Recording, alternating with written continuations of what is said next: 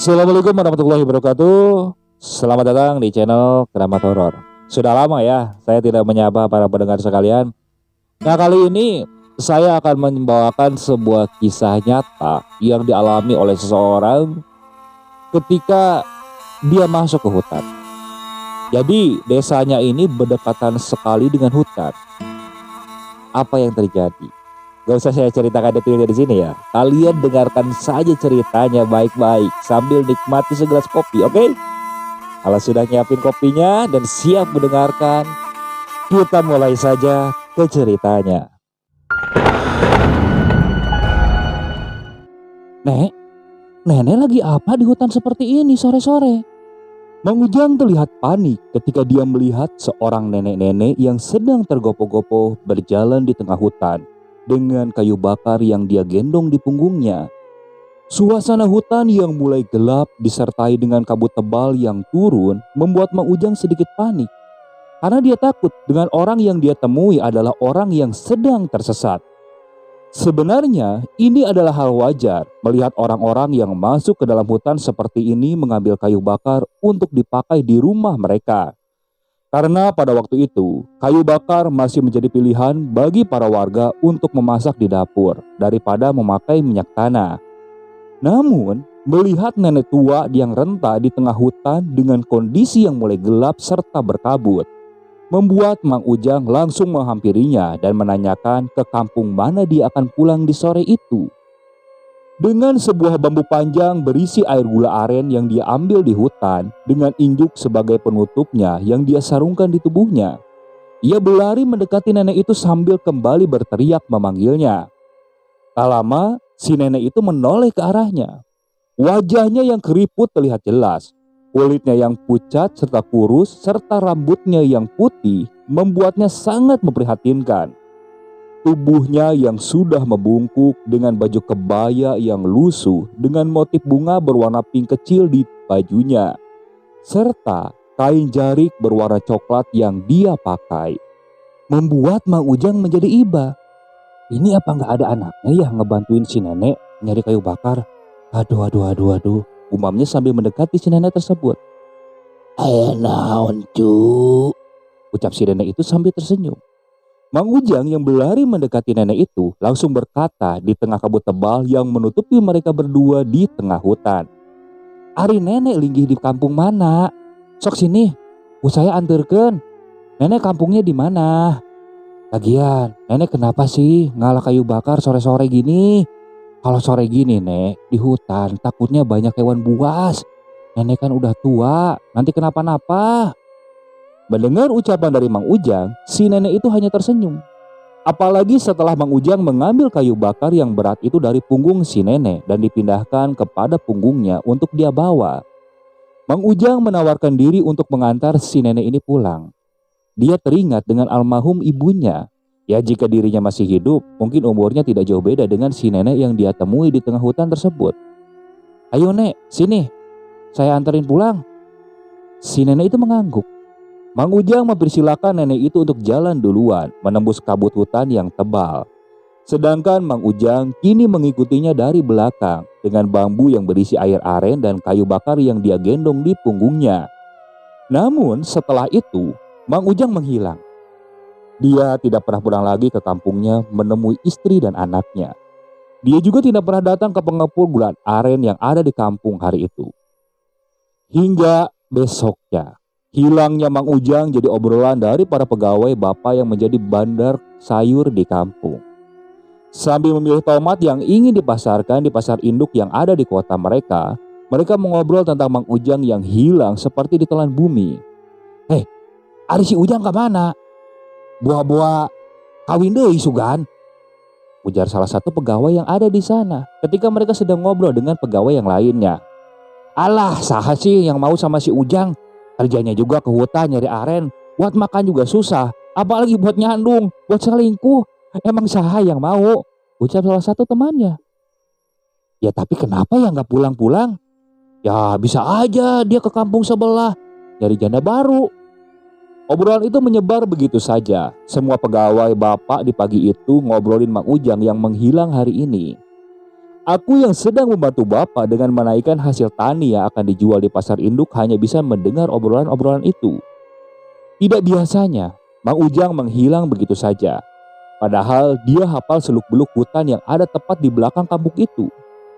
Dia adalah warga kampung yang paling diandalkan apabila ada salah satu warga kampung yang tersesat di hutan. Namun entah mengapa, kini keberadaannya malah menghilang. Selama dia hidup, hampir setiap hari dia masuk dan keluar hutan, mencari semua hal yang bisa dia jual dan dia makan bersama keluarganya di rumah. Gula aren, jamur hutan, buah-buahan, bahkan anggrek hutan dia cari dan dia jual untuk kehidupannya. Sehingga akan sangat aneh apabila Mang Ujang menghilang tanpa jejak hingga hari ini. Di tengah-tengah obrolan yang serius, tiba-tiba bapak datang dari dalam rumah dengan sebuah buku catatan kecil yang dia sering pakai untuk mencatat sayuran yang sudah dipilah. Juga catatan dari petani yang menyetor hasil taninya ke tempat bapak. Tis, nanti setelah semua sayurannya diangkut, terus diantarkan ke supir, nanti ke pasar, kita ke rumah Bu Ella ya. Kita bantu bersama para warga lain untuk mencari Pak Ujang. Soalnya, para warga akan berangkat untuk mencari Mang Ujang. Aku hanya mengangguk mendengar hal itu, sambil mengangkat peti tomat yang lumayan berat ke atas mobil. Aku kembali mendengar obrolan dari ibu-ibu yang ada di dekatku. Hingga tak terasa, seluruh mobil kini telah penuh oleh sayuran yang akan dijual. Tak lama, mobil pun berangkat secara perlahan ke pasar induk untuk menjual hasil tani para warga. Dan aku pun mulai membereskan sisa-sisa sayur yang terbuang dan membersihkannya. Sebelum akhirnya aku pulang ke rumah untuk membersihkan diri. 2 jam kemudian, aku yang sudah selesai membersihkan diri langsung menemui bapak yang ada di depan rumah. Pak, kenapa sih Mang Ujang bisa menghilang begitu? Bukannya dia tahu jalur di gunung itu? Kataku sambil menunjuk ke sebuah gunung yang tepat berada di belakang kampung. Bapak juga nggak tahu, Tis. Makanya ini kita berkumpul di rumah Ibu Ella atas saran dari Pak RW. Kita coba cari Ujang di dalam hutan bersama warga, kata si bapak sambil mengajakku berjalan melewati jalan kampung yang sedikit berlumpur dan berbatu. Aku membalas perkataan bapak dengan sebuah anggukan sambil berjalan mendekati rumah Bu Ella. Aku ngobrol banyak tentang Mang Ujang, seorang yang menurutku tidak mungkin bisa menghilang begitu saja di hutan. Rupanya warga sudah berkumpul di depan rumah Bu Ella. Terlihat Ibu Ella menangis terseduh-seduh di dalam rumah dengan pintunya yang terbuka. Beberapa ibu-ibu termasuk ibuku sudah ada terlebih dahulu di sana, berusaha menenangkan Ibu Ella yang menangis atas menghilangnya Mang Ujang.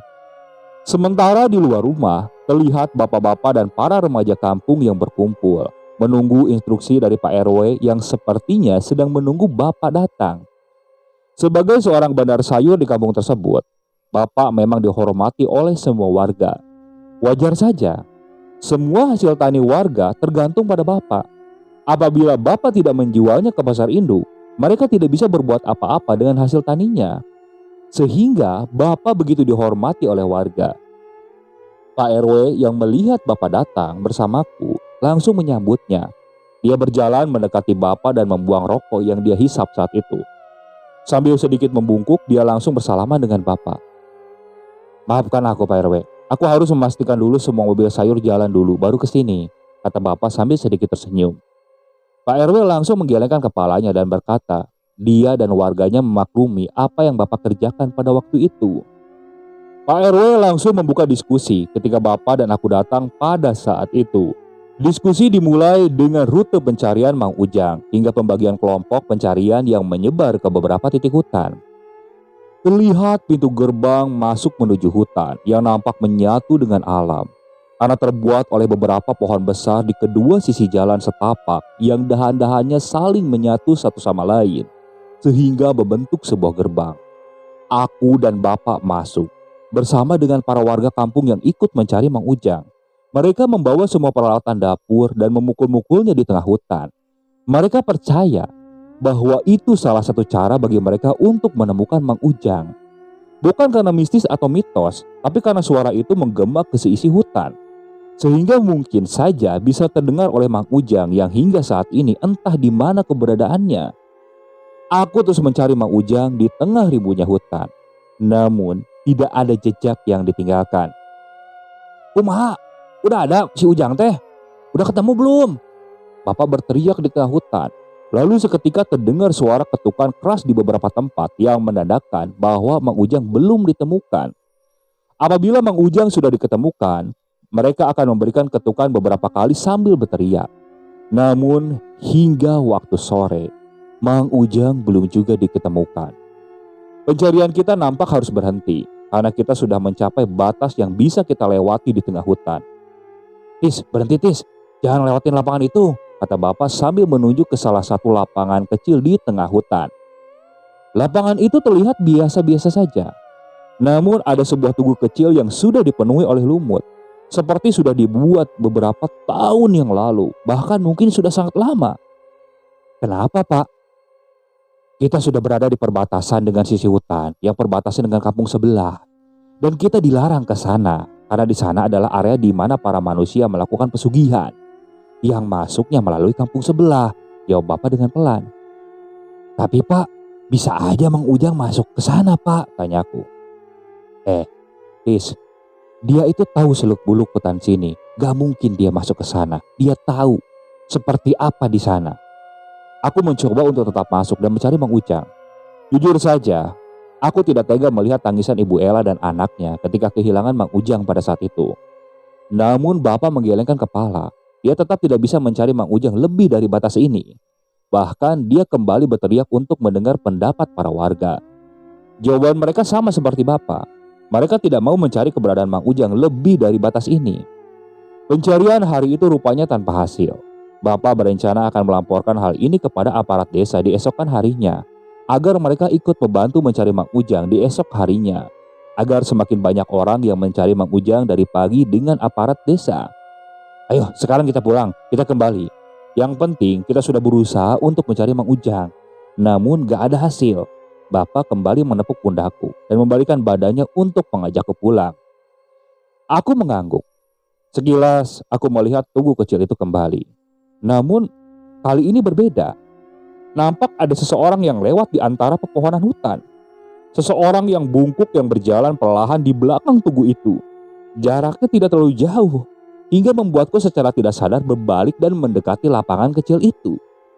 Rasa penasaran akan sesuatu yang melintas di sana membuat kaki ini melangkah secara perlahan dengan kedua mata yang terbuka lebar. Namun, mereka mana maneh? Kata si bapakku yang sambil menarik pundakku, sehingga aku menghentikan langkahku pada saat itu. Sudah Bapak bilang jangan mendekati tempat itu, ayo pulang. Aku hanya mengangguk ketika Bapak mengajakku pulang kembali. Aku akhirnya membalikkan badanku, namun aku sempat menoleh kembali ke tempat tersebut. Dan betapa kagetnya ketika aku melihat sesosok nenek-nenek yang berdiri menatapku di sana sambil tersenyum. Aku tidak bisa memalingkan pandanganku. Aku terus saja melihat si nenek-nenek itu yang terlihat seperti manusia pada umumnya. Tis, Bapak kembali memanggilku. Aku akhirnya memalingkan kembali wajahku dan membiarkan si nenek itu berdiri di sana tanpa aku tahu siapa nenek itu sebenarnya.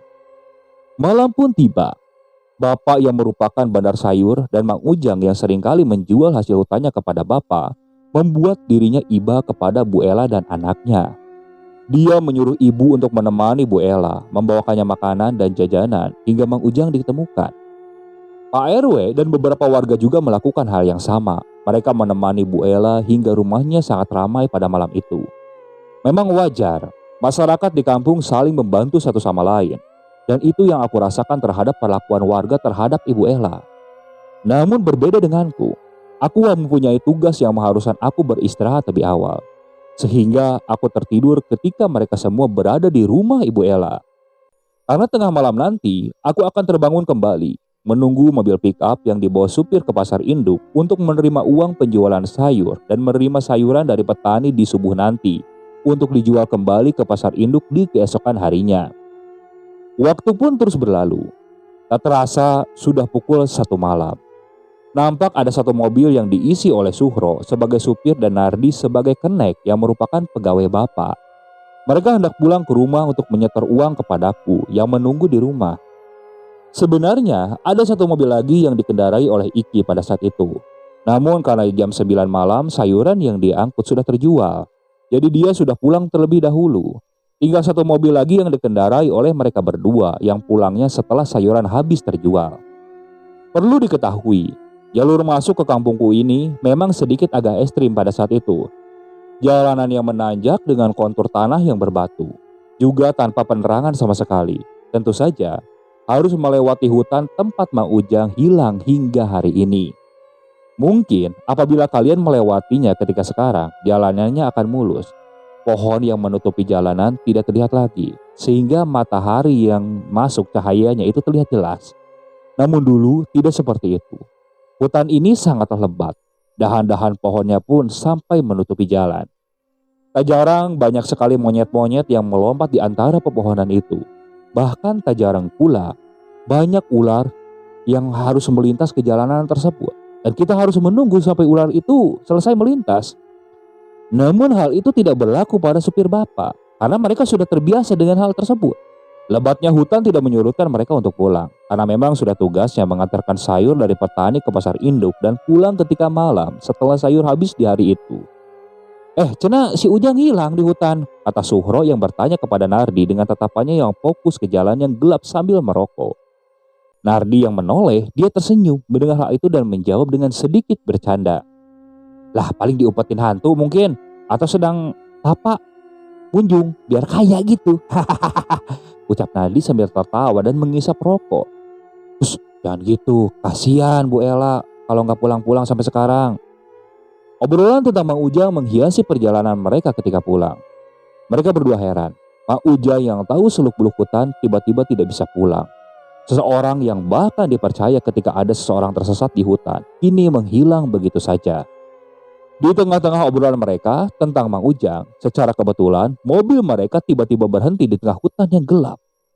Mesinnya mendadak mati, sehingga mereka harus turun dari mobil dan mencari tahu apa yang terjadi. Suasana gelap menyelimuti mereka pada saat itu. Pohon yang menjulang tinggi sampai ke atas, dengan suara-suara hewan malam yang menghiasi hutan tersebut, mungkin membuat orang lain merinding. Namun berbeda dengan Nari dan Suhro, mereka sudah terbiasa karena mereka sering melewati jalanan tersebut. Aduh ini kayaknya air radiatornya udah dikit, perlu ditambah.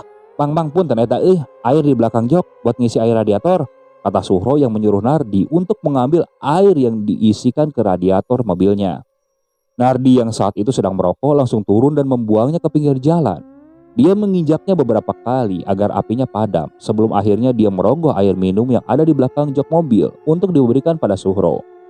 Namun, tepat ketika dia sedang mengambil air, tiba-tiba, "Kenaon Jang?" Sontak Nadi kaget.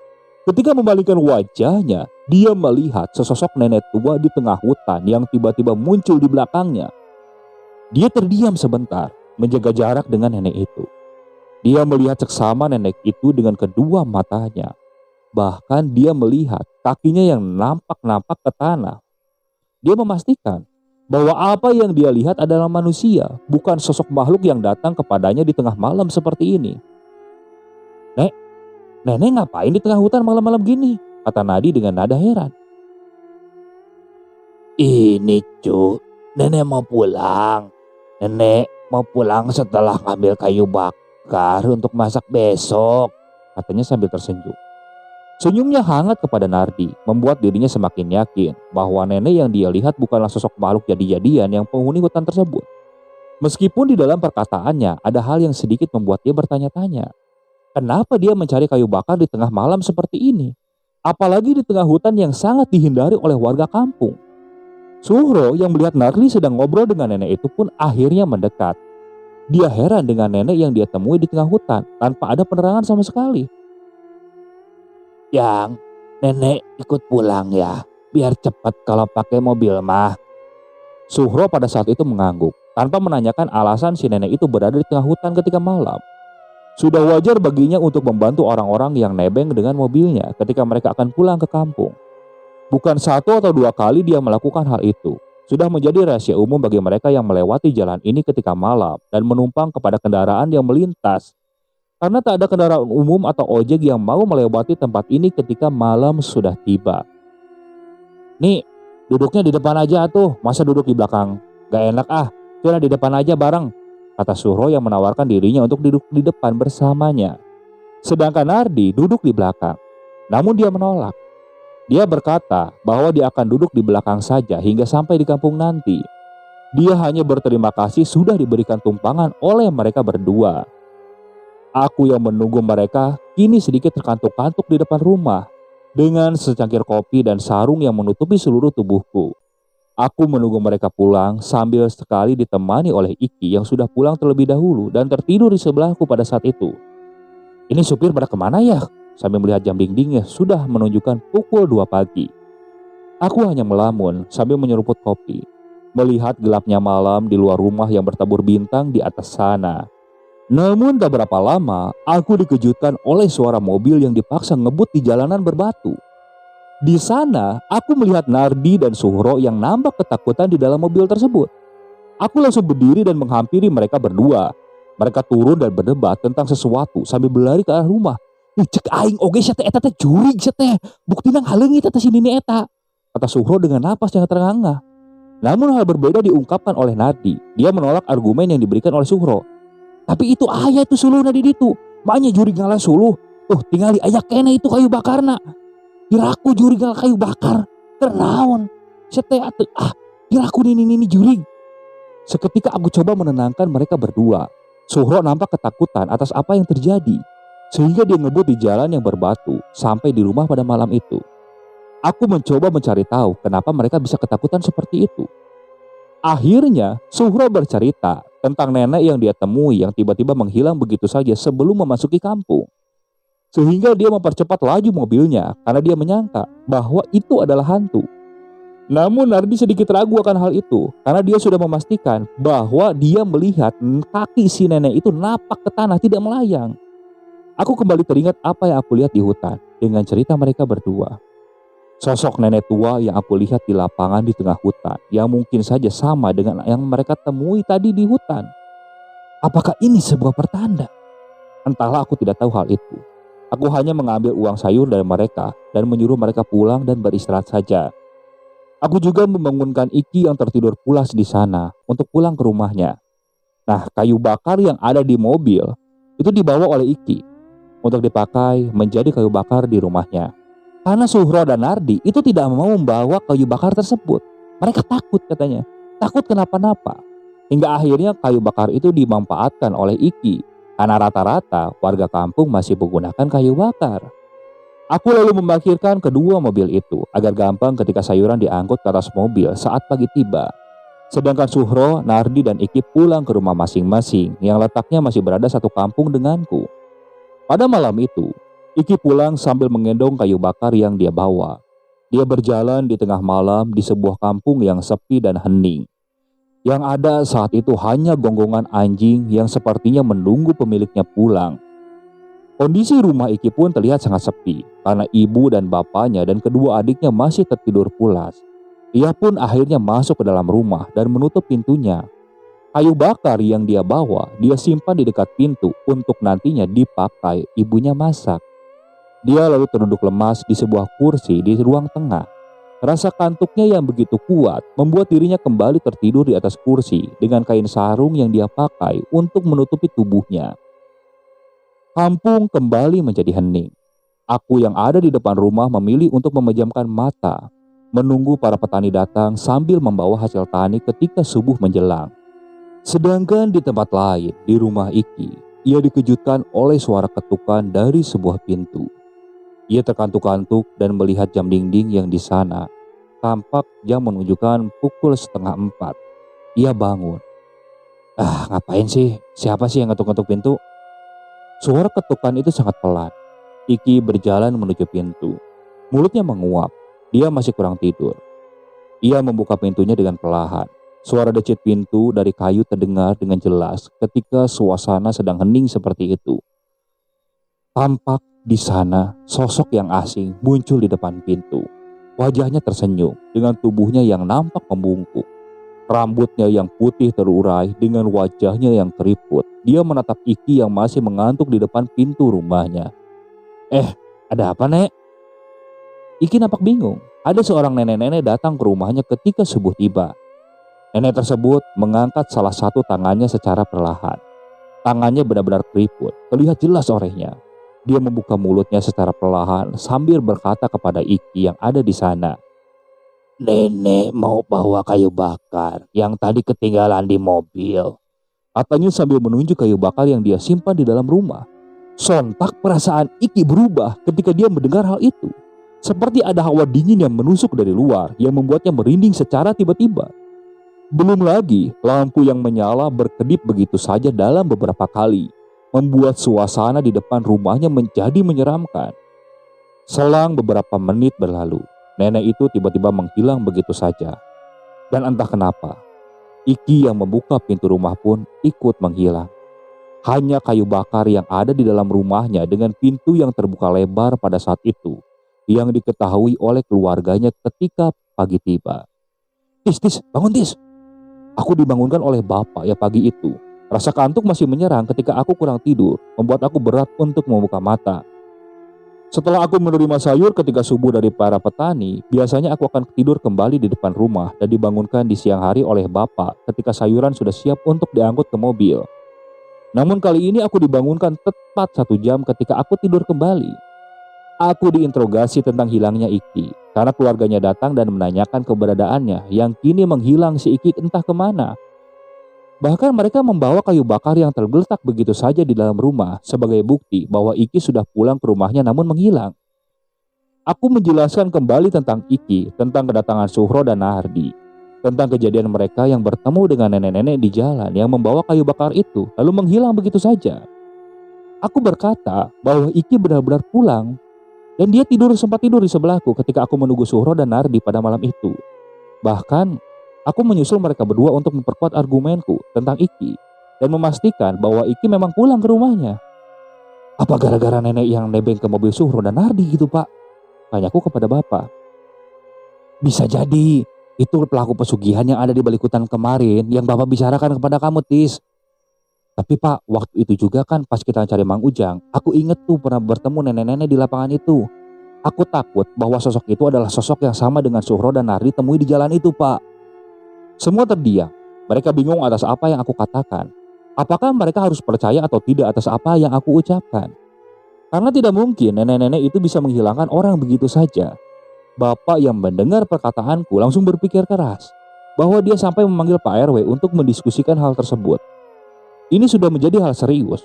2 orang di kampung menghilang begitu saja. Apa yang sebenarnya terjadi? Apakah ini ada hubungannya dengan tempat pesugihan yang ada di balik hutan yang berbatasan dengan kampung sebelah? Atau mungkin ada misteri lain di balik itu? Bapak akhirnya memutuskan untuk mencari kembali mereka ke hutan bersama warga. Dia mencoba mempercayai atas apa yang aku lihat. Jadi bagaimana Pak? Kita mau nyusuri hingga ke tempat pesugihan itu. Nanti kalau kuat bagaimana? Nampak ada sebuah keraguan dengan Pak RW dan para warga. Mereka yang tahu bagaimana seramnya hutan itu membuat mereka nampak ragu. Namun Bapak berusaha meyakinkan mereka bahwa mereka harus mencoba untuk mencarinya. Karena kalau tidak, Bapak khawatir akan ada orang lain lagi yang kembali menghilang. Pak RW yang mendengar hal itu langsung berbalik dan berkata kepada para warga untuk mengikuti saran Bapak. Akhirnya, Bapak dan para warga sepakat untuk mencari mereka ketika siang tiba. Ketika Bapak dan aku sudah kembali selesai mengangkut hasil tani warga ke pasar induk yang ada di kota. Hingga siang pun tiba, nampak awan hitam muncul begitu saja, menutupi matahari yang bersinar dengan terangnya di atas. Warga kini mulai pencarian kembali Iki dan Mang Ujang yang hilang entah kemana. Sedangkan Suhro dan Nardi, dia berangkat ke pasar. Nardi kini menjadi supir yang seharusnya dia kendarai oleh Iki. Mereka berdua pun diberikan amanat untuk melaporkan kejadian ini kepada aparat desa dengan berkas-berkas yang sudah Bapak siapkan sebelumnya. Bahkan, Bapak berpesan bahwa ini adalah laporan dari Bapak, seseorang yang mereka kenal sebagai bandar sayur di kampung tersebut. Hal itu sengaja dia buat agar laporannya bisa segera diproses oleh mereka dan bisa membantu pencarian orang-orang yang hilang di sana. Entah mengapa, pencarian kali ini begitu sulit. Alam rupanya tidak berpihak kepada kita semua. 1 jam setelah kita masuk ke dalam, hujan pun turun, membuat semua jalanan menjadi becek dan licin. Apalagi kabut tebal turun hingga membuat pandangan kita terbatas. Namun suara dari benda-benda yang dipukul oleh warga membuat suasana jadi sedikit ramai. Meskipun lama-kelamaan suara itu menghilang satu persatu karena suaranya tertutup oleh hujan yang semakin deras hari itu. "Tis, tunggu dulu di sini. Bapak mau ke Pak RW dulu untuk menanyakan tentang kelanjutan pencarian ini." Nampaknya hal itu harus segera dihentikan karena suasananya semakin tidak memungkinkan, kata bapak sambil menatap langit yang gelap. Aku hanya mengangguk dengan salah satu tangan yang memegang daun pisang untuk menutupi tubuhku agar tidak basah. Hawa hutan ketika hujan membuat siapapun akan kedinginan, termasuk aku yang sedang berada di sini. Aku akhirnya ditinggal sendirian. Bapak kemudian berbalik dan berjalan menuju Pak RW dan salah satu warga yang letaknya tak jauh dari sana. Dia berjalan menembus kabut hutan dan secara perlahan menghilang begitu saja di sana. 1 menit, 2 menit, 3 menit, bahkan hampir 10 menit berlalu. Aku tidak menemukan tanda-tanda bahwa bapak kembali kepadaku. Tubuhku semakin kedinginan. Tanah hujan semakin deras dan daun pisang yang aku pakai tidak berguna lagi. Akhirnya aku berdiri kembali, melihat sekelilingku yang penuh kabut. Hawa hutan yang terasa hening sekali sekarang. Seperti tidak ada tanda-tanda warga yang di dekatku pada saat itu. Aku seperti sendirian, di tengah hutan dan lebat, diguyur oleh hujan yang deras. Dengan perasaan dingin yang menusuk, akhirnya aku memutuskan untuk kembali menyusul bapak yang kini belum kembali. Jalanan yang licin akibat hujan, juga kabut yang membuat jarak pandangku terbatas, membuatku berjalan pelan sambil berpegangan pada dahan pohon saat itu. Aku benar-benar tidak merasakan bahwa ada warga yang ikut mencari orang hilang di sekitarku. Aku seperti sendirian. Yang kulihat hanyalah kabut putih dan juga pepohonan yang lebat. Apakah aku tersesat? Atau mungkin apa yang tersesat? Aku tidak tahu. Yang pasti aku harus bergegas kembali. Karena aku benar-benar merasa sendirian. Hampir lebih dari 15 menit aku berjalan. Aku tidak merasakan kehadiran bapak juga para warga di sekitarku. Semuanya benar-benar hening. Hanya terdengar suara hujan yang deras yang terdengar olehku. Hingga tepat ketika aku berjalan kembali, aku seperti melihat ada 2 bayangan yang sedang ngobrol di sana. Kabut putih yang tebal membuatku tidak bisa mengetahui mereka berdua. Dari bayangan yang kulihat, itu adalah Pak RW dan Bapak yang sedang ngobrol di sana. Seketika rasa khawatirku hilang. Aku menghela napas panjang dan bersyukur bahwa aku menemukan mereka berdua. Aku mempercepat langkahku pada saat itu. Jalanan yang licin membuatku harus berhati-hati. Namun aku semakin senang karena aku semakin dekat dengan mereka. Beberapa kali aku berteriak. Namun sepertinya suara hujan ini membuat mereka tidak mendengarku. Aku berjalan di jalan setapak yang licin, mendekati mereka berdua. Rasa lega semakin terasa ketika aku semakin dekat dengan mereka. Meskipun jarak pandangku terbatas akibat kabut tebal. Namun aku yakin bahwa mereka adalah Bapak dan Pak RW yang tertutup oleh kabut di sana. "Pak, Bapak!" Aku mulai berteriak, mengangkat tanganku dan berharap aku bisa menempuk pundaknya. Namun, bayangan itu menghilang saat aku sentuh. Bayangan Bapak dan Pak RW yang tadi kulihat itu seperti berubah menjadi kepulan asap ketika aku akan memegangnya. Sehingga tubuhku oleng. Aku tidak bisa mempertahankan tubuhku pada saat itu. Saat itu juga, aku terjatuh dengan sendirinya. Aku terguling di antara semak-semak hutan bersama dengan hujan yang terus mengguyur tubuhku yang jatuh pada saat itu. Seketika aku tak sadarkan diri di sana. Dan entah mengapa, aku kembali bangun ketika malam tiba di dalam hutan tersebut. Tubuhku terasa perih ketika aku terbangun. Ranting-ranting pohon yang aku tabrak ketika aku terjatuh pada saat itu membuat sebagian tubuhku terluka. Namun aku masih bersyukur karena anggota badanku tidak ada yang terkilir. Hujan yang nampaknya sudah berhenti yang kini berganti dengan sinar bulan purnama yang setidaknya bisa membuat kedua mataku bisa melihat keadaan hutan ketika malam. Meskipun sedikit samar-samar. Aku harus bagaimana? Aku hanya terduduk lemas di bawah sebuah pohon besar di dekatku. Tak terasa mataku tiba-tiba berkunang-kunang. Aku bingung harus melakukan apa. Tiba-tiba aku mendengar suara di telingaku. Suara itu seperti suara burung. Namun aku langsung waspada. Apalagi aku berada di tengah hutan di malam seperti ini. Suara-suara hewan malam kini muncul dan terdengar olehku, terutama suara burung hantu yang mengagetkanku. Aku semakin bergidik ketakutan. Aku mendekatkan kakiku dan memegangnya. Aku menunduk. Aku sangat ketakutan melihat keadaan sekitar yang kini gelap gulita. Di tengah kebingunganku, aku terus-menerus berpikir tentang segala hal pada situasi seperti ini. Aku tidak bisa berteriak meminta tolong, karena tidak mungkin ada warga kampung yang berkeliaran di hutan ini sekarang. Aku akhirnya memberanikan diri mencoba untuk keluar dari tempat ini dan pulang ke kampung untuk beristirahat. Berusaha menebus malam dengan jalur yang aku ketahui dan hanya bermodalkan sinar bulan sebagai peneranganku satu-satunya. Setelah berjalan beberapa menit menembus hutan, langkahku tiba-tiba berhenti karena aku mendengar sesuatu yang muncul dari dalam kegelapan malam. Suaranya seperti seseorang yang sedang berjalan dan menyeret kakinya di antara dedaunan kering di tengah hutan. Krusak, krusak, krusak. Suara tersebut kembali terdengar olehku. Bahkan suara itu terdengar semakin jelas.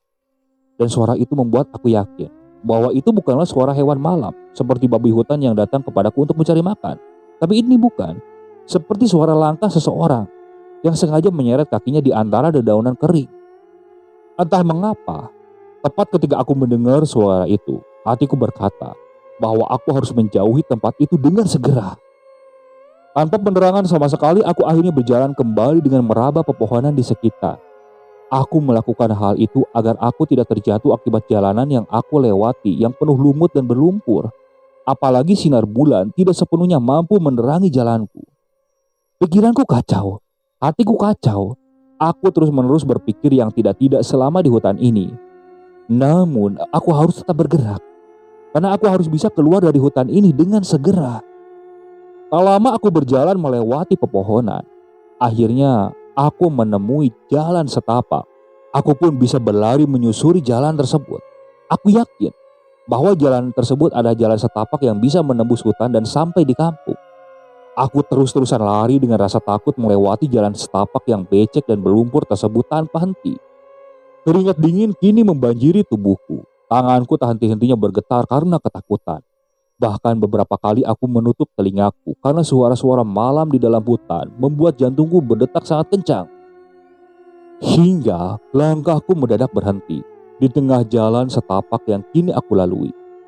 Karena sepasang mata merah tiba-tiba muncul tak jauh di depanku, bersama dengan bayangan hitam yang bercampur dengan gelapnya hutan pada malam itu. Itu apa? Mulutku mengeluarkan suara dengan sedikit gemetar. Tubuhku tiba-tiba berhenti ketika ada sesuatu di depanku yang menghalangi ketika aku berlari melewati jalan setapak ini.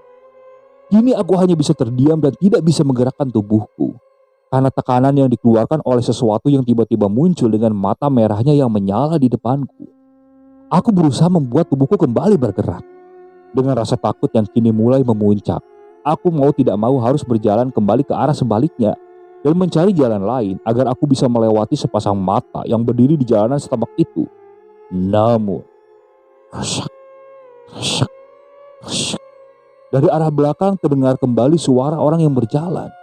Suara yang terdengar dari dalam hutan yang rupanya terus-menerus mengikutiku. Dengan kaki yang terus-menerus diseret melewati daun-daun kering agar suaranya terdengar olehku. Rasa panik dan bingung kini terasa olehku. Di ujung sana ada sepasang mata dengan bayangan hitam yang besar yang menutupi jalan setapak tempat aku berlari pada saat ini. Di belakang sana terdengar suara langkah kaki yang mengikutiku dari belakang secara perlahan.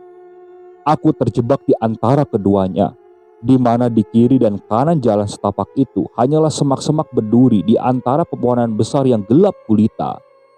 Di saat kebingungan pada saat itu, aku akhirnya melakukan hal yang menurutku sangatlah bodoh yang dilakukan.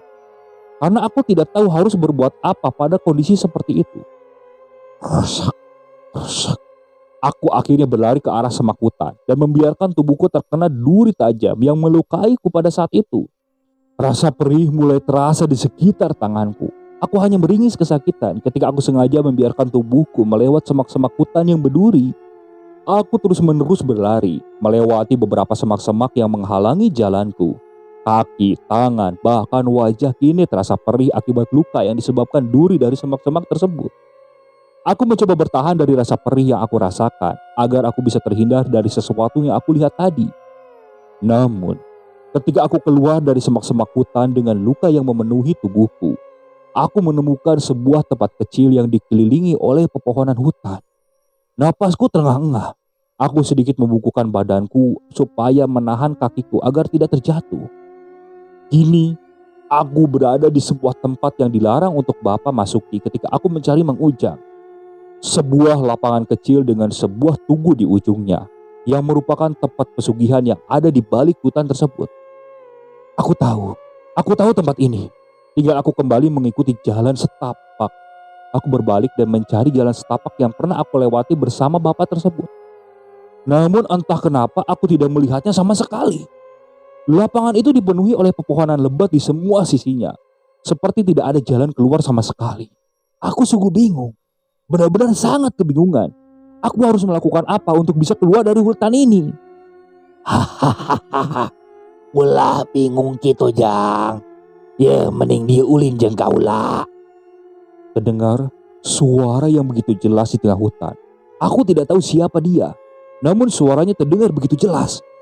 Hal itu membuat detak jantung dari denyut nadiku tiba-tiba kuat dan terasa oleh tubuhku. Bersamaan dengan suara seorang wanita tua yang secara samar-samar terdengar olehku kembali. Sini Jang, kadia. Ulin yuk, ulin jeng kaulah ayo. Jantungku kembali berdetak ketika suara itu terdengar. Ketika mendengar suara wanita dengan memakai bahasa Sunda yang terdengar dengan nada yang cempreng di tengah hutan yang gelap. Aku tak menghiraukan suara ajakan tersebut. Tubuhku ketakutan dan hanya bisa duduk dan menunduk. Aku berharap suara itu menghilang kembali di tengah hutan setelah aku tidak merespon atas apa yang dia katakan. Namun, aku merasakan sesuatu yang aneh. Ketika aku coba tak menghiraukan tersebut, aku seperti merasakan ada sesosok tangan yang sedang menggapai pundakku pada saat itu. Serta kuku-kukunya yang tajam, terasa tangan itu menyentuhku secara perlahan. Aku semakin ketakutan. Karena tangannya terasa sangat kurus dengan kuku-kuku yang panjang. Dan kini telah memegang salah satu pundakku dan menggerakkannya secara perlahan hingga ke arah leherku. Tangan tersebut terus bergerak. Secara perlahan aku benar-benar ketakutan. Aku hanya bisa berdiam ketika tangan itu bergerak dengan sendirinya. Namun ketika tangan itu hampir saja menyentuh leherku, aku refleks menepis tangan itu. Aku langsung berlari sambil menjauhi pohon tersebut beberapa langkah. Dan ketika aku membalikkan badan untuk melihat sesuatu yang memegangku tadi, aku sungguh kaget dengan apa yang kulihat. Aku melihat salah satu sosok wanita yang menggantung terbalik, tepat di salah satu dahan di salah satu pohon tersebut yang berdiri tadi. Tepatnya di mana aku sedang tadi berdiam diri. Sungguh menyengerikan.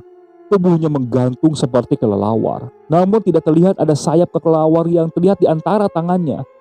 Yang terlihat hanyalah tubuh yang kering kerontang, tanpa pakaian, dengan kuku-kukunya yang panjang.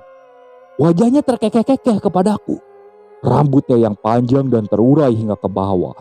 Juga wajahnya yang terlihat sangat kurus dengan gigi-giginya yang tajam. Terlihat jelas olehku pada saat itu. Kulitnya sangat pucat. Seperti mayat yang baru saja terendam oleh air yang beberapa hari. Benar-benar pucat pasi. Kini dia menggeleng-gelengkan kepalanya sambil mengangkat tangannya dan melambaikan tangannya kepadaku. Seperti ingin mengajak bermain dengannya di tengah hutan yang gelap ini. Nah make manjauh maneh. Kadia. Makhluk itu kembali berbicara denganku. Bahkan kini dia tertawa dengan lepas ketika aku berdiri dan melihat wujudnya yang begitu menyeramkan. Baru kali ini aku melihat makhluk dengan kedua mataku dengan sangat jelas dan tepat berada di depan mataku. Aku refleks berteriak di tengah hutan. Saking kerasnya suara yang aku keluarkan bahkan membuat burung-burung yang tertidur di malam itu mendadak bangun dan terbang menjauh. Dengan cepat aku kembali melangkahkan kakiku lagi.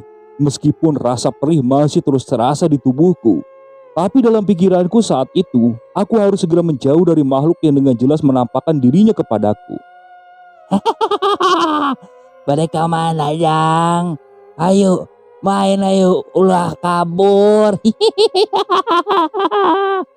Aku kembali mendengar suara dari makhluk itu ketika berlari menembus lebatnya hutan. Bahkan, aku sampai beberapa kali terjatuh karena kurangnya penerangan yang menerangi jalanku. Dan rasa panik yang terasa olehku pada malam itu. Suara tawa yang memekakan telinga kini terdengar jelas olehku ketika aku berlari. Meskipun nampaknya makhluk itu tidak mengejarku. Namun tetap saja, suara tawanya yang sangat keras dan menyeramkan terdengar sangat jelas di telingaku. Aku terus-menerus berlari tak tentu arah kali ini. Aku tak peduli kemana aku akan berlari. Yang pasti, aku harus berlari lurus dengan sekuat tenaga agar aku tidak kembali lagi ke tempat itu. Hingga kurang lebih 10 menit kemudian, dengan ketakutan yang mendalam, aku berhenti di salah satu besar di tengah hutan. Dan aku yakin, aku tidak akan kembali ke tempat tadi lagi. Karena aku tidak menemukan batu besar ini ketika aku berlari dan kembali beberapa kali ke tempat tersebut. Aku berhenti dengan napas ngos-ngosan. Sekarang aku tidak tahu ada di mana. Aku tidak tahu akan bisa keluar dari hutan ini kapan. Bahkan aku tidak tahu aku akan bertahan di hutan ini sampai pagi tiba atau tidak. Apakah ini yang dirasakan oleh Mang Ujang dan Iki yang kini menghilang di tengah hutan? Gumamku sambil merasa kecapean pada saat itu. Aku benar-benar bingung, sedih, takut, dan pasrah akan keadaan ini. Akhirnya aku menyenderkan tubuhku ke arah batu tersebut dan berharap tidak ada makhluk yang menampakkan diri lagi di tengah hutan. Apalagi malam semakin larut dan itu adalah waktu yang pas untuk mereka memunculkan dirinya. Dengan tubuhku yang sangat kelelahan, aku akhirnya menyenderkan tubuhku di dekat batu tersebut dan sekedar untuk beristirahat. Namun rupanya teror yang aku alami belum selesai. Aku kini melihat setitik cahaya kecil di antara pepohonan hutan yang bergerak mendekatiku secara perlahan. Kresek, kresek, kresek. Aku hanya menggelengkan kepala sambil tersenyum pasrah akan situasi yang aku alami sekarang. Bahkan aku sedikit memukul-mukul batu yang ada di belakangku saking pasrahnya dengan kondisiku saat ini. Ya Tuhan, itu makhluk apa lagi sekarang? Allahu Akbar, Allah. Teriakku dengan pasrah saat itu. Aku bahkan menangis karena aku bingung dengan keadaan sekarang. Aku yang sedang menyenderkan tepat di sebuah batu besar di tengah hutan, kini terus melihat titik cahaya tersebut terbang dan melayang di antara pepohonan hutan dari kejauhan. Kesak, kesak. Terdengar lagi suara seseorang yang sedang berjalan, diiringi dengan titik cahaya yang terlihat sedang melayang ke sana kemari di antara pepohonan hutan yang lebat tersebut. Dan di situ aku mulai menguasai keadaanku. Aku mulai berpikir positif. Apa jangan-jangan itu bapak yang membawa obor untuk menjemputku? Ah, tidak mungkin. Bapak tidak menjemput memakai lampu minyak. Bapak pasti pakai senter. Kini aku menggelengkan kepala kembali. Pikiranku sangat kacau. Rasa lelah dan ketakutan yang menghantui pikiranku membuat aku tidak bisa berpikir jernih. Jadi siapa yang membawa cahaya tersebut? Titik cahaya yang tadi terlihat dari kejauhan secara perlahan mendekat dan mendekat. Aku yang sudah kebingungan menebak cahaya tersebut secara spontan berteriak ke arahnya. Saya tarik naon maneh? Siapa kamu? Teriakku seperti itu. Aku berteriak dengan sekuat tenaga dengan harapan dia menjawab teriakanku dan memastikan bahwa itu adalah manusia. Namun tidak ada jawaban yang membalas teriakanku. Sehingga tiba-tiba aku berpikir bahwa cahaya itu bukanlah cahaya dan sebuah langkah kaki dari manusia. Jujur, aku sangat ketakutan. Dengan napas yang masih terengah-engah dan tenaga yang hampir habis, aku berusaha menjauh dari cahaya tersebut. Namun kaki dan tubuhku tampak sudah mencapai batasnya. Aku sudah sangat capek dan tidak mampu lagi untuk berlari. Untung saja di belakang batu tersebut ada sebuah celah kecil yang seukuran denganku. Aku dengan susah payah mencoba untuk masuk ke dalam celah kecil tersebut, meskipun harus merangkak mundur agar masuk ke dalamnya. Di tengah-tengah kepanikan, aku kini melepaskan bajuku. Meskipun hawa dingin semakin terasa menusuk kulit, aku sengaja melepaskannya untuk menutupi celah kecil dengan bajuku, agar aku tidak diketahui oleh sesuatu yang mendekatiku itu. Dengan tubuh menggigil akibat hawa dingin yang semakin menusuk tulang, aku menunggu dan terus menunggu di dalam celah kecil itu. Hingga aku akhirnya merasa aman. Mungkin sekitar 20 menit kemudian aku menunggu di dalam sana, hingga akhirnya aku kembali keluar secara perlahan. Baju yang aku pakai untuk menutupi celah itu aku pakai kembali karena tubuhku kini benar-benar kedinginan. Secara perlahan aku mengeluarkan kepalaku sambil melihat sekeliling. Aku khawatir sesuatu itu masih ada, namun sepertinya sudah aman. Secara perlahan akhirnya aku merangkak keluar dari celah kecil itu. Namun aku masih tetap waspada karena mungkin saja dia kembali muncul di suatu tempat di hutan ini. Dan apa yang kutakutkan benar-benar terjadi. Nuju naon, Jang? Sebuah tangan tiba-tiba menepuk pundakku dari belakang ketika aku sedang berdiri di belakang dan menghadap ke arah batu tersebut. Aku tiba-tiba langsung kaget dan membalikkan badan melihat satu sosok yang membuatku sedikit berteriak. Ulah sieun, Jang. Ieu Nini. Tadi Nini lihat Ujang lulumpatan di hutan ketika nenek sedang cari kayu buat masak. Jangan takut, Jang. Nini bukan makhluk yang suka nakut-nakutin. Jangan takut. Sosok nenek tua itu muncul dengan wajah penuh keriput dan rambut yang tampak putih berantakan. Dia memakai baju kebaya yang sudah kotor dan berdebu, juga kain jarik berwarna hitam dan tidak memakai alas kaki sama sekali. Rupanya sebuah titik cahaya yang aku lihat sedang mendekatiku secara perlahan adalah obor yang dibawa oleh nenek tersebut. Dengan sedikit membungkuk, nenek itu terus-menerus berkata bahwa aku tidak boleh takut dengannya karena dia bukanlah makhluk menyeramkan yang aku temui tadi. Wajahnya penuh senyum, penuh kehangatan. Tidak ada wajah menyeramkan seperti makhluk yang berwujud wanita yang aku temui beberapa waktu lalu. Apakah ini nenek yang ditemui oleh Suhro dan Ardi? Sehingga ada rumor bahwa nenek inilah yang membuat Mang Ujang dan Iki menghilang. Rasanya tidak mungkin. Karena aku bisa melihat bahwa dia adalah manusia. Aku langsung berpikir tentang rumor yang menyebar ketika Iki dan Mang Ujang menghilang.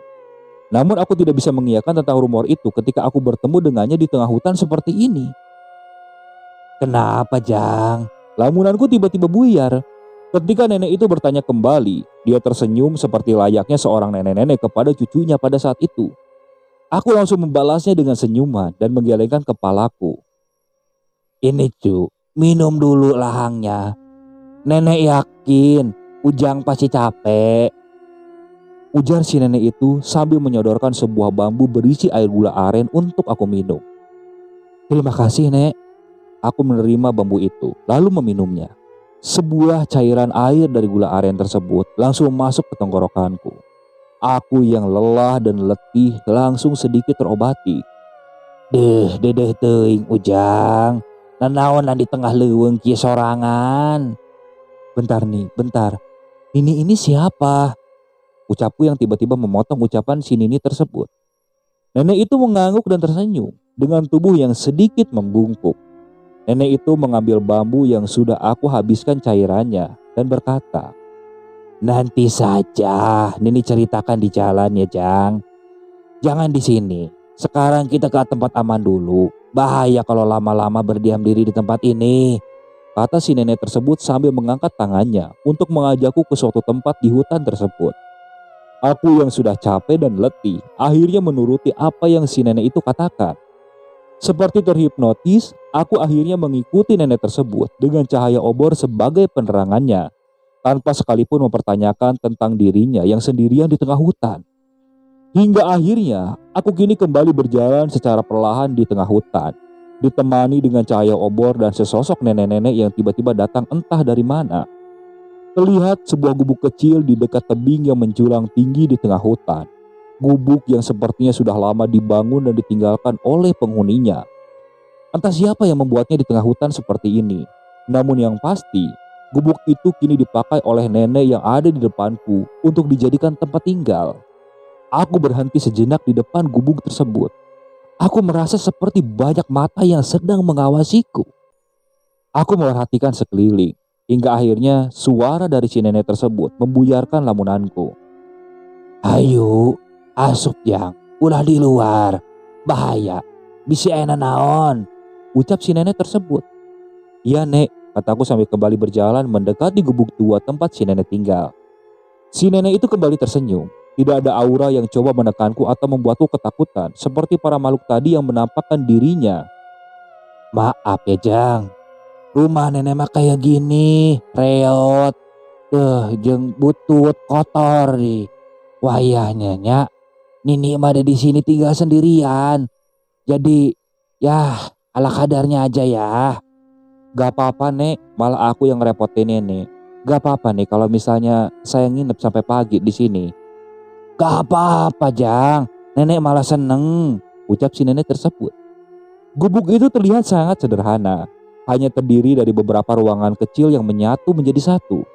Ada satu ruangan besar ketika aku masuk, dengan banyaknya tumpukan tumbuhan dari hutan yang si nenek simpan di ujung ruangan. Juga sebuah tikar yang nampak usang dan berlubang di banyak sisinya. Di belakangnya ada sebuah ruangan kecil yang disebut goa, yaitu sebuah gudang kecil yang sekaligus dapur tempat si nenek tersebut mengolah semua makanan hutan untuk dia makan setiap harinya. Tidak ada barang-barang yang sering kita temui di kampung. Tidak ada lemari pakaian, tidak ada jam dinding, bahkan tidak ada jendela di gubuk tersebut. Namun si nenek itu dengan cekatan membuat barang-barangnya sendiri dari kayu untuk keperluannya. Bahkan mungkin si nenek itu harus berjalan bolak-balik hutan di mana tempat pesugihan itu berada untuk bertahan hidupnya. Karena di dalam gubuk itu jelas aku melihat ada gelas kaca kopi pahit, nampan, terus tampak ada beberapa sesaji juga. Bahkan terlihat ada buah-buahan dan kembang 7 rupa. Jadi aku pastikan mungkin si Nini ini sering bolak-balik ke tempat pesugihan untuk mengambil sesajen. Namun terpikir olehku, apakah tidak pernah ada warga kampung yang melihat si nenek ini di tengah hutan? Hal itu sempat terpikir olehku, namun entah mengapa pikiran itu hilang begitu saja ketika nenek itu kembali berkata kepadaku. Istirahat dulu saja di sini Jang. Gak ada yang berani masuk ke sini seperti yang tadi nampakkan diri ke Ujang. Jadi Ujang gak usah khawatir di sini mah.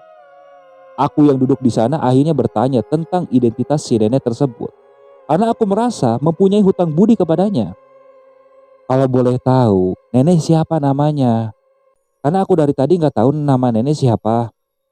Mungkin saja kalau nanti aku bisa pulang dari hutang ini, aku janji, aku akan balik lagi ke sini untuk balas budi Nek. Aku akan bawa bahan-bahan makanan yang enak buat nenek. Namun si nenek itu hanya menggelengkan kepala. Dia seperti tidak ingin mengatakan namanya kepadaku malam itu. Dan tak berapa lama perutku merasa berbunyi.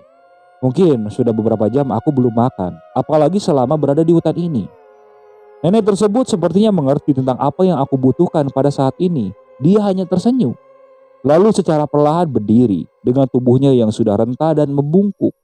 Dia akhirnya berjalan ke arah ruangan belakang sambil berkata kepadaku yang masih duduk di sana. Ujang, cicing di sini ya, diam di sini. Nenek ke belakang dulu. Ujang udah pasti lapar. Nenek bakal bikin makanan buat Ujang, ya. Aku merasa malu karena suara perutku yang lapar ini terdengar oleh si nenek tersebut. Bahkan dia dengan sangat baik ingin membuatkan aku makanan. Alhasil aku hanya bisa mengangguk tanpa sekalipun menatap wajah si nenek tersebut karena aku sangat malu dengan keadaanku yang saat ini. Tak lama terdengar suara seseorang yang sedang memasak dengan percikan-percikan api dari tungku yang menyala dan terlihat dari sela-sela dinding ruangan yang bolong karena usia. 10 menit berlalu aku duduk dan melihat sekeliling gubuk tersebut. Akhirnya aku mencium sesuatu yang enak dari arah belakang. Dan tak lama si nenek itu datang dengan membawa sesaji dan pepotongan daging hewan di atasnya. Ini ada sisa daging bagong Jang. Maaf, takutnya Ujang tidak suka. Tapi mau bagaimana lagi? Cuman ini yang ada di sini, kata si nenek tersebut sambil menyodorkan daging tersebut kepadaku. Jujur saja, seumur hidupku aku belum pernah memakan daging babi hutan. Apalagi ada larangan dalam agamaku yang tidak memperbolehkan menyantap daging hewan buas tersebut. Apalagi hewan-hewan yang bertaring di dalam hutan. Namun daging tersebut terlihat sangat enak. Mungkin gara-gara tubuhku sangat lelah dan kini kondisiku sangat benar-benar lapar. Sehingga aromanya membuatku ingin sekali menyantap daging tersebut. Kenapa malah bengong? Sok segera makan Jang, biar ada tenaga, kata si nenek tersebut sambil mengangkat tangannya. Akhirnya daging tersebut aku makan dengan lahapnya. Rasa daging yang terasa sangat enak ini kini menari-nari di dalam mulutku. Padahal aku lihat, daging tersebut sepertinya hanya dibakar seadanya tanpa bumbu dan disajikan begitu saja. Aku makan lahap daging tersebut. Si nenek itu lalu ke ruangan belakang untuk mengambilkan air. Dari ruangan belakang, tiba-tiba si nenek itu bilang, "Jang, mau makan sama buah-buahan gak?" kata si nenek tersebut. Aku yang makan makanan itu dengan lahap, coba menolak dengan halus. Jujur aja, aku tidak enak. Si nenek tua ini sangat baik, hingga mengeluarkan semuanya yang dia simpan di ruangan belakang, dan membiarkan aku memakan semua makanan tersebut. "Gak apa-apa nek, gak usah. Ini sudah ngerepotin, ini juga udah cukup nek," kataku dengan sedikit malu-malu. "Ah, gak apa-apa. Kapan lagi nenek ada teman di sini? Tidak apa-apa. Ini buah sekalian buat Ujang. Nanti nenek tinggal metik lagi di hutan." Nenek tersebut berbicara sambil berjalan perlahan ke arahku. Tubuhnya yang bungkuk dan renta membuatnya kesusahan untuk berdiri. Dengan sebuah gelas berisi air dan sebuah mangkuk kecil berisi buah-buahan yang dia bawa dan dia sajikan kepadaku malam itu. "Makan yang banyak Jang, supaya nanti pulas tidurnya," kata si nenek itu sambil menyodorkan satu gelas air yang berwarna agak bening dengan buah-buahan yang tersimpan di atas mangkuk kecil berwarna ayam jago. Buah-buahan seperti pisang, apel, bahkan buah pir ada di sana. Nah, aku bingung dengan buah-buahan yang mahal ini, karena sepertinya tidak mungkin ada pohon apel berwarna merah yang tumbuh di hutan ini, apalagi buah pir. Nenek yang duduk tak jauh dariku terlihat mengamati gerak-gerikku ketika aku heran dengan buah-buahan yang dia bawa kepadaku. "Kenapa Jang?" Nenek itu bertanya kepadaku. Nek, sepertinya buah apel dan pir ini mah kayaknya nggak tumbuh di hutan ini ya nek," kataku sambil sedikit bertanya. Aku bukan tidak menghargai si nenek tersebut, namun semuanya terasa janggal. Tidak mungkin ada buah-buahan yang mahal yang hanya dijual di kota dan tiba-tiba muncul di hutan seperti ini. Nenek tersebut tiba-tiba kembali terkekeh kecil. Jujur saja, aku sedikit merasa ketakutan ketika nenek tersebut tertawa. Wajahnya yang keriput dan rambutnya yang putih, cahaya lampu minyak yang menyinarinya, membuatku bergidik dan merinding ketika mendengar tawanya. "Buah-buahan eta nenek bawa dari manusia yang datang ke hutan terus melakukan ritual. Jadi inti nama eta buah-buah sesajen," ucap si nenek tersebut sambil menunjuk ke tempat pesugihan yang diceritakan oleh bapak. "Udah, makan aja Jang. Nenek mau keluar dulu ya. Nenek mau ambil kayu bakar yang ketinggalan. Lupa tadi nggak nenek bawa," ucap si nenek tersebut. "Ujang mah jangan kemana-mana. Diam aja di sini. Gak akan ada makhluk yang berani masuk ke tempat ini Jang." Si nenek tersebut kembali berdiri, keluar dari gubuk itu dan meninggalkanku sendirian di sana. Lebih baik aku habiskan saja makanan yang disajikan kepadaku untuk menghormatinya. Karena kalau tidak aku habiskan, aku takut si nenek tersebut akan sedih dan aku dianggap tidak menghargai apa yang dia berikan.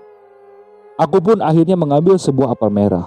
Apel yang hanya bisa didapatkan di kota besar dengan harga yang mahal. Satu apel merah ini bisa dihargai sama harganya dengan 1 kilo apel hijau yang dijual di kampung sebelah. Dan untuk pertama kalinya aku dapat memakan apel merah tersebut. Aku membuka mulutku dan memakan apel merah itu. Beberapa kali aku mengunyah apel itu. Meskipun rasanya agak hambar, namun aku ingat bahwa ini adalah apel bekas sesaji. Jadi wajar saja kalau sari-sarinya sebagian sudah dihisap oleh para makhluk yang tinggal di sini. Tapi rasanya ada sesuatu yang aneh. Aku seperti merasakan ada sesuatu yang menggeliat-geliat di dalam mulutku. Ada sesuatu yang bergerak-gerak secara perlahan di antara gigi-gigiku pada saat itu. Aku yang penasaran langsung membuka mulutku kembali dan memuntahkan apel yang sudah aku makan tersebut ke arah tanganku. Aku mendekatkan tanganku ke arah lampu minyak yang masih menyala di tengah-tengah ruangan. Dan ketika cahaya dari lampu minyak tersebut menyinari muntahan apel yang aku pegang, aku sungguh-sungguh terkejut atas apa yang aku lihat. Rupanya apel tersebut adalah apel busuk yang sudah berwarna pucat, juga dengan belatung-belatung yang menggeliat di dalamnya. Aku yang melihat itu langsung mendadak mual dan memuntahkan segala sesuatu yang sudah aku makan. Apel yang sudah dikunyah dan ditelan tiba-tiba keluar semua dan berceceran di atas tikar. Bahkan kini muntahan apel tersebut berwarna merah dengan gumpalan-gumpalan kecil dan mengotori tikar usang tempat aku duduk. Aku akhirnya mendekatkan lampu minyak ke arah dekat buah-buahan tersebut. Dan betapa terkejutnya aku. Astaga, makanan apa ini? Kataku sambil memegang kepala. Karena tidak percaya dengan apa yang aku lihat. Aku terus menerus muntah. Makanan yang aku makan, aku muntahkan semuanya. Namun nampaknya sebagian makanan itu tidak bisa keluar. Tikar yang menjadi alas di ruangan tersebut kini penuh dengan muntahan-muntahan makanan yang bercampur dengan darah yang bercampur merah tua yang sepertinya dikeluarkan dari dalam mulutku. Buah-buahan seperti apel, pir, dan pisang kini terlihat busuk dengan banyaknya titik-titik hitam di sekitar buah tersebut. Bahkan di sebagian dari buah itu terlihat berjamur. Saking lamanya tersimpan buah tersebut dan tidak tersentuh satu kali pun oleh manusia. Juga minuman yang aku minum kini seketika berubah menjadi cairan darah kental yang dituangkan di dalam gelas dan aku minum setengahnya dari gelas tersebut. Jadi, lahang yang diberikan oleh si nenek tersebut adalah darah. Aku tiba-tiba menendang buah-buahan dan gelas tersebut hingga berserakan di lantai.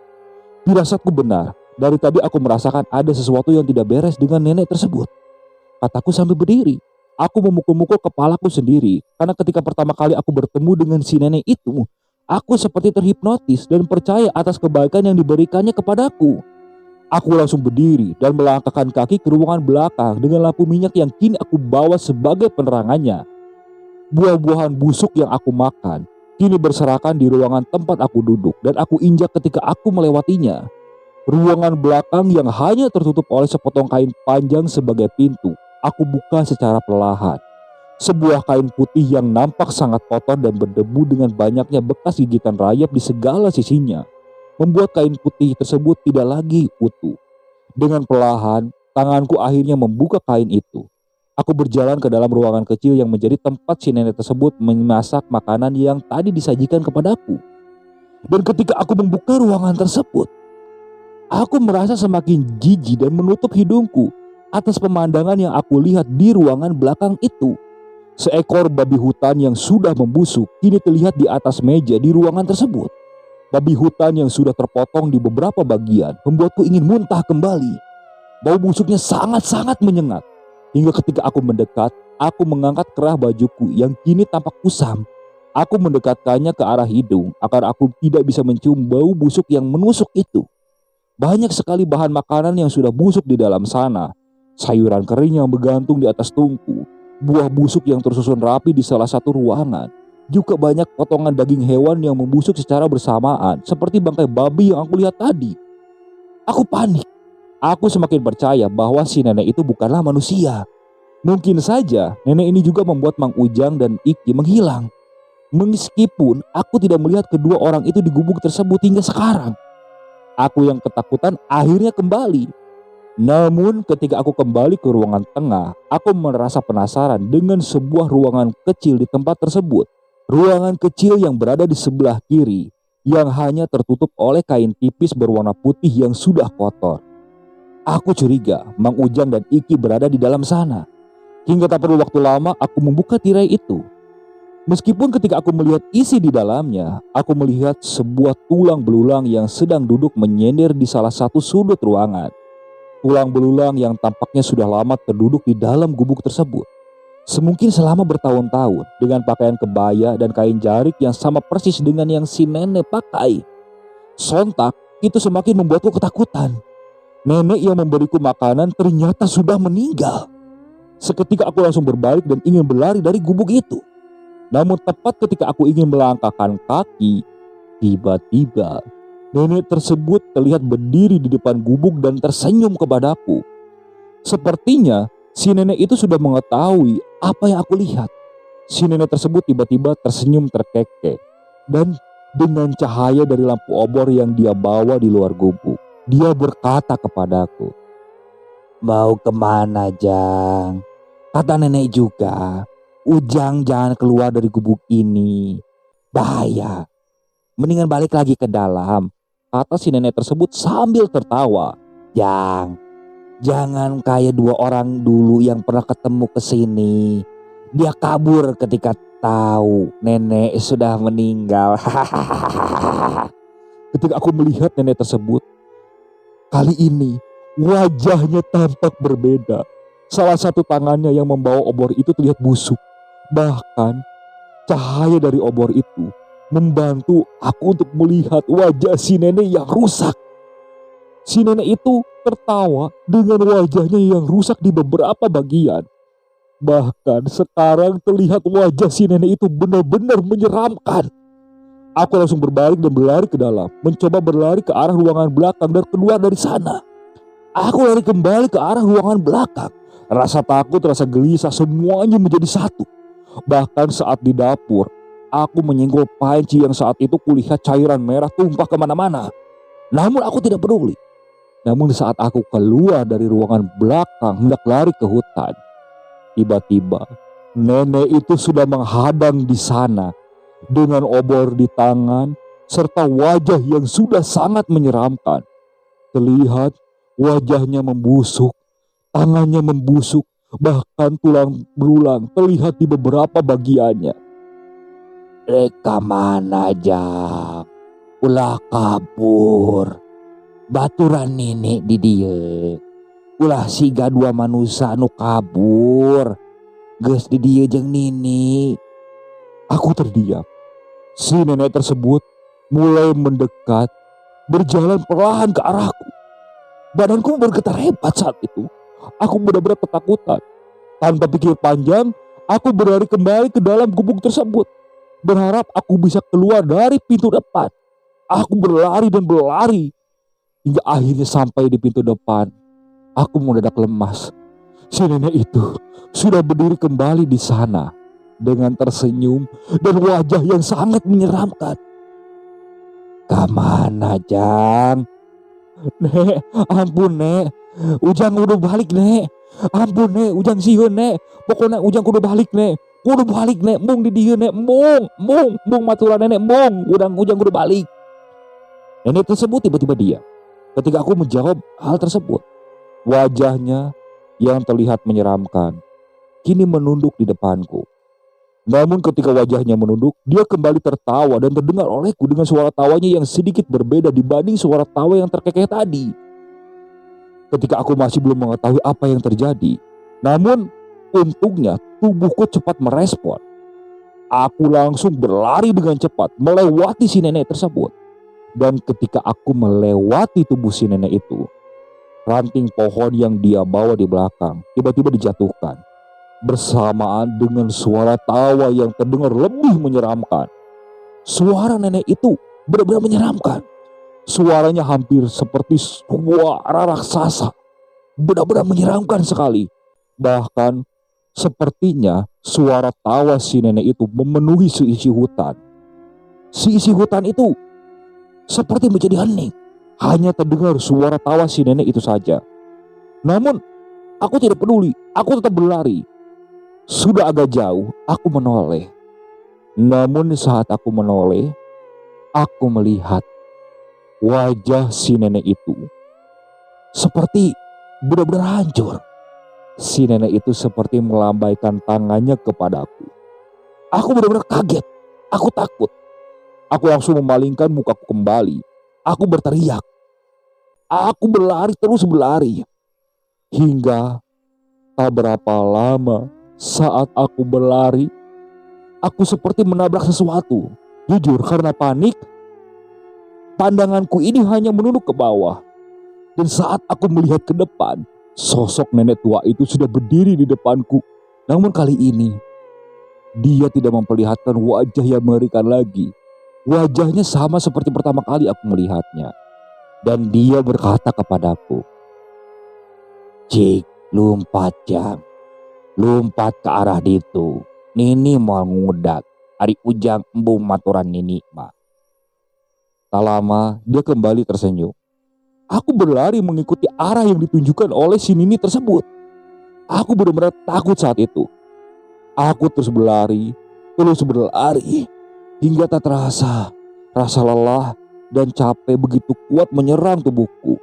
Bahkan rasa kantuk juga sudah menyerang mataku, membuat tubuhku oleng dan ambruk begitu saja. Entah apa yang terjadi selanjutnya.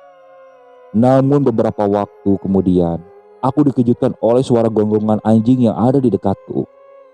Kesadaranku perlahan kembali. Aku membuka mata dan yang pertama kali aku lihat, Secara ajaib aku tidak berada di dalam hutan tersebut, melainkan aku berada di pintu masuk hutan dengan sinar matahari yang terik. Nampak banyak sekali orang yang berlari menghampiriku. Seketika bangun, aku melihat di sampingku ada Mang Ujang dan Iki yang tergeletak. Namun aku merasakan rasa perih di sekujur tubuhku.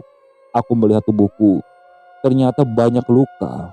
Sepertinya aku memang tidak bermimpi. Ternyata di sebelahku Iki dan Mang Ujang masih dalam keadaan tidak sadarkan diri. Sebenarnya apa yang terjadi? Kenapa aku bisa berada di sini? Aku mencoba mengingat-ingat apa yang terjadi malam itu. Namun kepalaku benar-benar pusing. Apalagi dengan gonggongan anjing dari aparat desa yang terus-menerus menggonggong ketika menjemput kita bertiga yang rupanya hilang pada saat itu. Akhirnya aku, Iki dan Mang Ujang dievakuasi ke rumah. Setelah kita sadar dan benar-benar tenang, kita ditanya tentang apa yang terjadi di dalam hutan sana. Kita semua menjawab hal yang sama, bahwa kita bertemu dengan sosok nenek-nenek pembawa kayu bakar dan dibawa ke gubuknya. Dan kita menceritakan semuanya sama tentang mayat si nenek tersebut. Antara percaya dan tidak, aku coba nekan ke papa supaya mencari gubuk tersebut. Siapa tahu si nenek itu sengaja menunjukkan wujudnya atau sengaja memberitahukan bahwa dia meninggal di gubuk itu. Walaupun memang gubuk itu sepertinya kita harus masuk ke area yang sering dijadikan tempat pesugihan. Antara percaya dan tidak, Bapak akhirnya berdiskusi dengan aparat desa dan Pak RW serta warga. Banyak yang tidak percaya atas apa yang aku katakan. Namun mengingat Mang Ujang dan Iki mendapatkan pengalaman yang sama, maka mereka akhirnya sepakat untuk mencari gubuk tersebut. Benar saja, ketika mereka mencari di hari berikutnya, gubuk itu memang ditemukan dan ada sebuah mayat yang tergeletak begitu saja di dalam. Mayat seorang nenek yang pernah aku temui dan membuat aku terjebak di tengah hutan seperti ini. Alasan kenapa nenek tersebut ada di hutan hingga kali ini mungkin belum diketahui alasannya apa. Tapi beberapa rumor yang mengatakan bahwa sebenarnya nenek itu adalah tumbal bagi orang yang ingin pesugihan di sana. Jadi si nenek itu sengaja ditumbalkan dan disimpan di hutan itu. Namun entah mengapa si nenek itu bertahan di dalam hutan hingga akhir hayatnya. Karena apa yang kutemui di dalam gubuk adalah yang dia lakukan semasa hidupnya di dalam hutan. Mencari makanan dari mengambil sesajen dan kayu bakar untuk bertahan hidup di sana hingga akhir hayatnya. Hingga aku dan para warga menguburkan si nenek itu di pemakaman desa. Semua warga kampung berdoa bersama-sama untuk nenek tersebut dan dimakamkan tanpa ada penanda nama karena tidak ada yang tahu siapa nama si nenek itu. Dan setelah 1 malam si nenek itu dikuburkan, tepat ketika aku berdiam diri di depan rumah untuk menunggu mobil sayur pulang, aku kembali melihat si nenek itu tepat di seberang jalan.